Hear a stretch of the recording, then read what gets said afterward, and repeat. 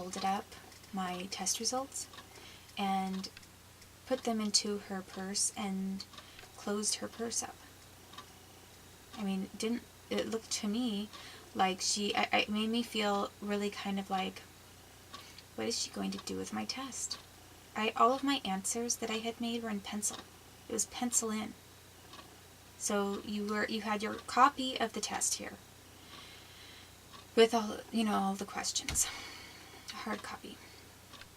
And then you had your answer sheet with the little circles, I mean, Scholastic testing does it all the time. You know what I'm talking about. You take a pencil and you have to fill in, is it A, B, C, D, or E? Which one is the most correct for you? And she was putting my penciled in test results into her personal purse. I wasn't marking my results with a pen. Anybody can erase pencil. And she wasn't putting them in the basket to be sent out to the people that tally the scores. It's not people, it's a machine. She was taking my penciled in test results home with her. And I had asked her where she was going, and she told me that she was leaving, she was going home. I mean, she had my test results inside of her purse, the purse was closed, and she was on her way out to go home.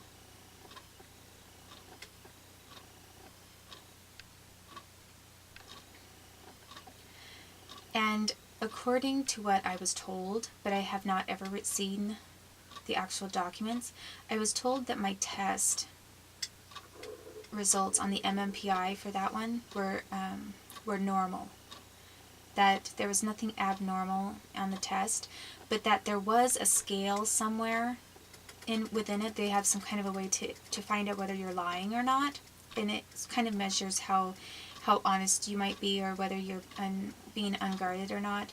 And basically, there are different questions on the test that kind of check against that, and they'll send up like a little red flag or whatever if it looks like somebody is not being honest, or there's a contradiction in the choices, in the answers that they're choosing. Something stands out as a little bit contradictory or not honest, then that gets noted in the test. And what I got told was that my general test results were normal, but that the main indicator that stood up as a problem was my honesty. Of all things, I must be a liar. I must be really crazy and a liar. So let's target my mental ability to have accurate perceptions, and then let's also tackle my integrity, because I have been making claims that I've been raped by federal employees, and that people are obstructing justice, keeping things out of the record. My entire life, one thing I was never accused of is being a liar, and I had a lot of people say that I was one of the most honest persons they'd ever known. Have I told a few white lies here and there? Of course, just like everybody. And yes, her butt looks huge, but I'm just going to tell her, no, it doesn't look too bad, and those jeans look great on her, because I don't want to hurt her feelings, or I don't feel like going into a big thing about it, and they look fine enough, they look good enough. I mean, white lies like that, the only times I've maybe lied about something huge is if it was to protect the life of another individual. I'm talking about, I maybe don't want somebody to be murdered, that kind of thing. I have not ever lied for a self-serving reason, ever. Haven't lied and been self-serving to say, I should probably say that that he raped me so I don't look like a slut. That would be self-serving. That would be a self-serving lie. and it would be making somebody else look like a criminal.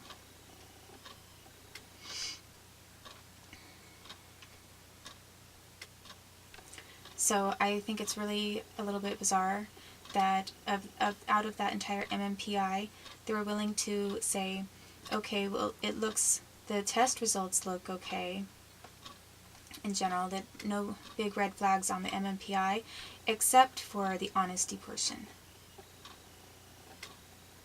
It looks like this is a skewed MMPI, because she probably, and basically what she was doing is attacking my honesty,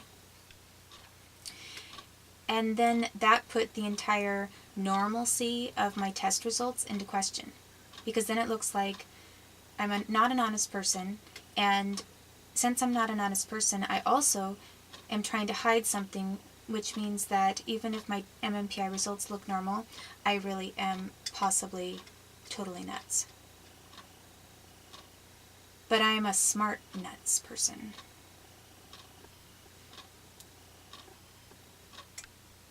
I'm not totally insane. I just must be a very devious, dishonest, mentally ill, knife-wielding,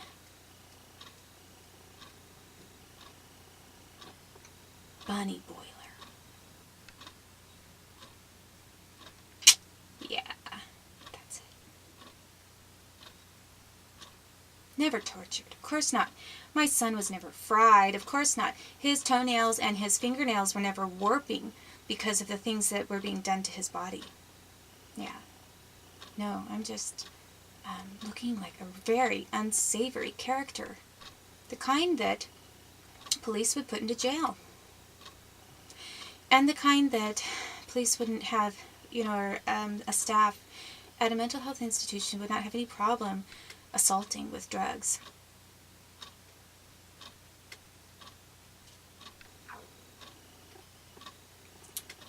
If only I had gotten married.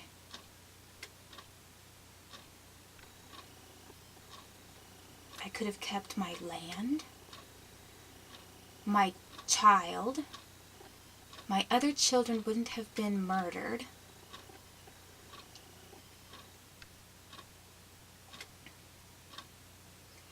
I could have kept my estate, my good name, and my reputation within the church. I could have been an upstanding woman in society. What frickin' year is it? This is the 1990s that I'm dealing with this, going into the 2000s. And I'm being tortured and lied about and having all of my rights trampled. Horrid, horrid things done to me. But my saving grace would have been to have a ring on my finger and a man to stand by my side. Stand by your woman.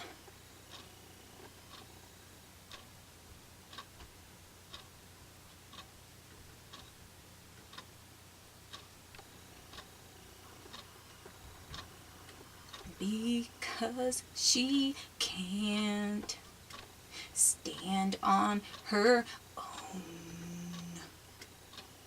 She needs a man to hold her steady, to keep us safe. She's too litigious. She don't like rape. Stand by your woman. Oh, can't you try? If she'll stand next to you.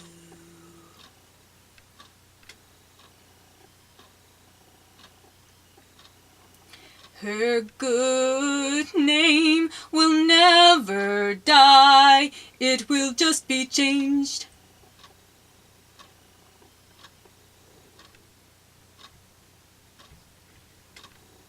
It's like, yeah, and who is supporting women's rights in America, aside from civil rights and the right to not be tortured?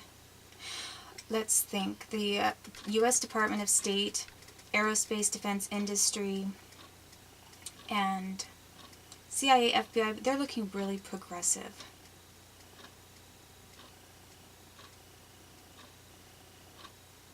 I guess I needed a man to keep me in line and control me.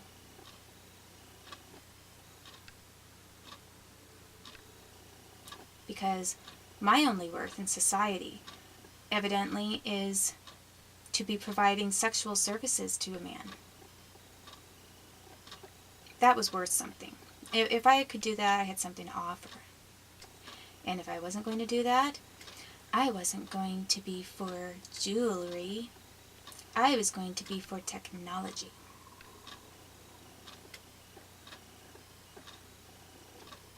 Basically, I was tortured because of hate crime.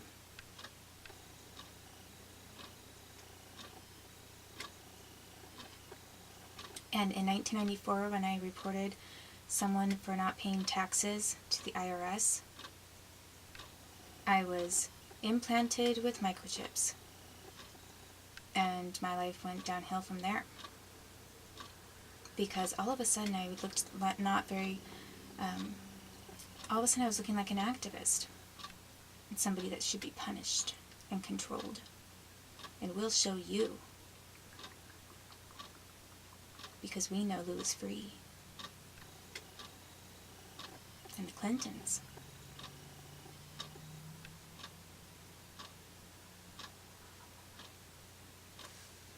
So that's what I have for right now. And I think that I have a right to see the results on that MMPI, and I was never given the MMPI results, even though I asked for it repeatedly. I asked for the file that she had for my counseling notes, and for the MMPI results. They were never given to me. And I did not lie on that test. She could tell by talking to me that I wasn't mentally ill, and everybody who talked to me and anyone who knew me knew that I wasn't mentally ill. It was a cover for crimes in the United States, and I have just a slight feeling that I don't know if she changed some of my answers, but there was nothing that should have stood out as being dishonest about my MMPI results. So if that's true, then the fact that she was tucking my results, my penciled-in results, into her personal purse and leaving the offices that way. I mean, she had her purse. I believe actually she was at the door and she had her purse with her. She was leaving the offices.